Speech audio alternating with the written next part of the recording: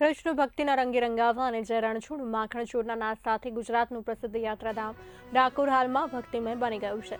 ફાગણી પૂનમના પવિત્ર પર્વ નિમિત્તે ભગવાન રણછોડરાયજીના ચરણોમાં શીશ ઝુકાવવા લાખો પદયાત્રીઓ ડાકોર તરફ પ્રયાણ કરી રહ્યા છે।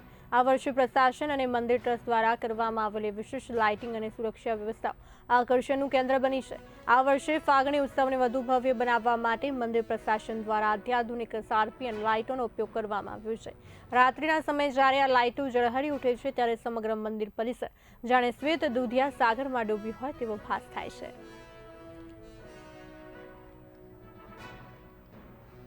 ખૂબ જ સુંદર લાઇટિંગ કરવામાં આવી છે આ વર્ષે ખાસ કૃષ્ણ ભક્તિના રંગે રંગાવા અને જય રણછોડ માખણચોરના નાદ સાથે ગુજરાતનું પ્રસિદ્ધ યાત્રાધામ ડાકોર હાલમાં ભક્તિમય બની ગયું છે। ફાગણી પૂનમના પવિત્ર પર્વ નિમિત્તે ભગવાન રણછોડરાયજીના ચરણોમાં શીશ ઝુકાવવા લાખો પદયાત્રીઓ ડાકોર તરફ પ્રયાણ કરી રહ્યા છે।